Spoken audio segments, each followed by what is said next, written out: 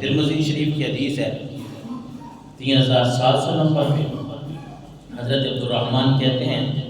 شہید النبی صلی اللہ علیہ وسلم وہ یحث علی جیش الاسرہ، غزوہ تبوک کو جیش الاسرہ بھی کہتے ہیں۔ حضرت عبد الرحمن کہتے ہیں ہم حضور علیہ السلام کے پاس بیٹھے تھے، بڑا تنگی کا عالم ہے، مال و دولت ویسے ہی اتنا نہیں ہے، کافر جو ہے وہ للکار رہے ہیں، پتہ چلا ہے وہ مسلمانوں کے خلاف بھڑکے ہوئے ہیں، اب جنگ کی تیاری کرنی ہے، جنگ کے لیے پیسہ چاہیے، آلات چاہیے، اوزار چاہیے، پیسہ چاہیے۔ تو آپ صلی اللہ علیہ وسلم لوگوں کے سامنے تقریر کر رہے ہیں، حضور علیہ السلام لوگوں کو ترغیب دے رہے ہیں کہ لوگوں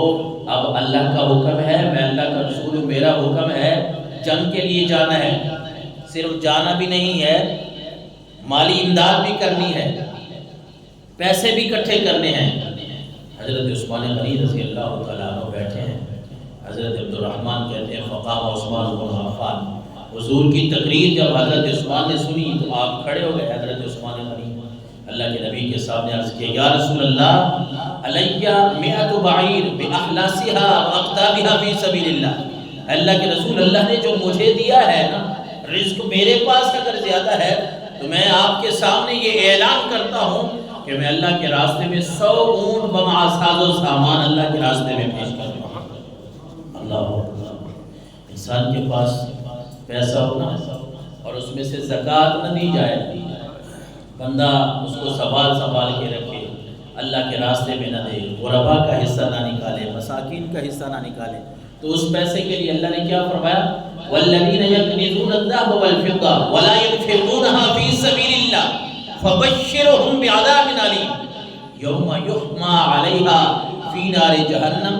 فتكوى بها جباههم وجنوبهم وظهورهم۔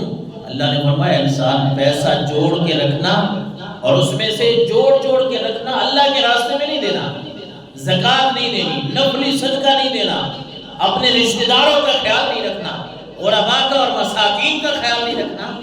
ایسا پیسہ انسان کے لیے دنیا میں تو ہم سمجھتے ہیں راحت کا سبب بنے گا، ایک گھر بنا لیا تو دوسرا بنائیں گے، ایک گاڑی لے لی تو دوسری، ہم تو یہ سمجھتے ہیں کہ شاید یہ پیسہ دنیا میں ہمارے لیے راحت اور سکون بن جائے گا، لیکن رب کا قرآن کہہ رہا ہے انسان جو پیسہ تو جوڑ کے رکھتا ہے لا ينفقون فی سبیل اللہ، اللہ کے راستے میں نہیں دیتا، اے نبی فبشرہم بعذاب علیم، ایسے لوگوں کو بتا دیں کہ رب تمہیں دردناک عذاب دے گا۔ اور پھر اس کی تشریح فرمائی یوم یحمى علیہا فی نار جہنم فتکوی بها جباہہم، اے نبی لوگوں کو بتا دے اگر اللہ کے راستے میں نہیں دو گے تو یہی پیسہ، یہی مال، یہی دولت اکٹھا کر کے اس کو آگ میں تپایا جائے گا اور پھر یہ اسی پیسے سے تمہارے پیشانیوں کو داغا جائے گا، تمہاری پیشانیوں کو، والا جنوبہم تمہارے پہلوؤں کو داغا جائے گا، ظہورہم تمہاری پیٹھوں کو داغا جائے گا، پھر تم بپھرو گے، بھاگو گے، کوشش کرو گے کہ اس عذاب سے نکل جائیں، لیکن وہ مال وہ تمہیں کہے گا کہ تو بڑا جوڑ کے مجھے رکھتا تھا، بڑا سنبھال کے رکھتا تھا، بھاگنے کی کیا ضرورت ہے، کیوں بھاگتا ہے مجھ سے؟ لیکن حضرت عثمان غنی تو اللہ کے نبی کے وہ صحابی ہیں کہ آپ کھڑے ہو گئے، اللہ کے رسول اللہ نے اگر مجھے مال دیا ہے یہ اسی کا دیا ہوا ہے، وَمِمَّا رَزَقْنَاهُمْ يُنْفِقُونَ، ہمارا نہیں ہے پیسہ۔ میں اکثر یہ آیتیں پڑھتا ہوں تو سوچتا ہوں اللہ نے کسی جگہ پہ نہیں فرمایا یہ تمہارا پیسہ ہے، تم نے کمایا ہے۔ ایسے ایک دوسرے کو کہتے رہتے ہیں کہ میں نے بڑی محنت کی جی، میری محنت ہے، وہ محنت ہماری ضرور ہوتی ہے لیکن محنت کے بل بوتے پہ رزق نہیں ہوتا، رزق اللہ نے دینا ہے، محنت تو پھر مزدور زیادہ کرتا ہے میرا خیال ہے، جو مستری ہوتے ہیں، جو مکینک ہوتے ہیں، جو اے سیوں میں بیٹھنے والے ہیں، جو آفس پہ بیٹھنے والے ہیں، ان سے زیادہ محنت تو مزدور کرتا ہے، پیسہ بھی مزدور کے پاس کم ہے،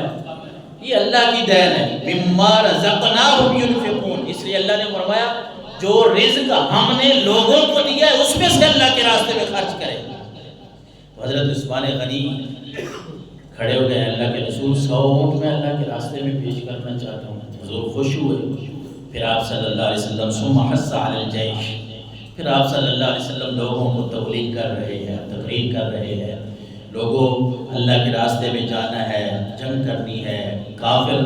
وہ ہمارا دشمن ہے، وہ دین کو ختم کرنا چاہتا ہے، مال کی ضرورت ہے، پیسوں کی ضرورت ہے۔ فقام عثمان بن عفان، حضرت عبد الرحمن کہتے ہیں ابھی حضور باتیں کر رہے تھے، دوسری مرتبہ پھر حضرت عثمان کھڑے ہوئے، فقال یا رسول اللہ علیہ مئتا بعیر باحلاسها واقطابها فی سبیل اللہ، اللہ کے رسول مجھے جو اللہ نے رزق عطا کیا ہے اس میں سے پہلے 100 کا اعلان کیا، پھر کہتے ہیں اللہ کے رسول میں 200 اونٹ اللہ کے راستے میں پیش کر دیا،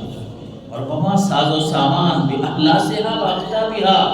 اللہ کے رسول ساز و سامان بھی ساتھ دوں گا۔ حضرت عبد الرحمن کہتے ہیں ثم حتى على الجيش، اللہ کے نبی صلی اللہ علیہ وسلم اپنی تقریر، اپنا واعظ و نصیحت جاری رکھے ہوئے آپ لوگوں کو پھر بھی جہاد کے لیے سمجھا رہے ہیں، ان کو شوق دلا رہے ہیں۔ تیسری مرتبہ حضرت عبد الرحمن کہتے ہیں فقام عثمان بن عفان، پھر حضرت عثمان کھڑے ہو گئے تیسری مرتبہ بھی، اور پھر عرض کرتے ہیں یا رسول اللہ علیہ 300 بعیر باحلاسها واقطابها فی سبیل اللہ، اللہ کے رسول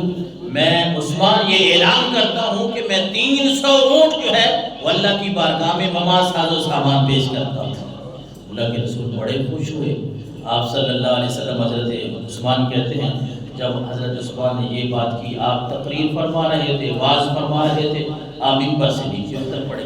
فانا رأیت رسول اللہ صلی اللہ علیہ وسلم ینزل عن المنبر، حضرت عبد الرحمن کہتے ہیں لوگوں میں نے حضور کو دیکھا، حضور منبر سے نیچے اترے تشریف فرما ہوئے، وہو یقول علی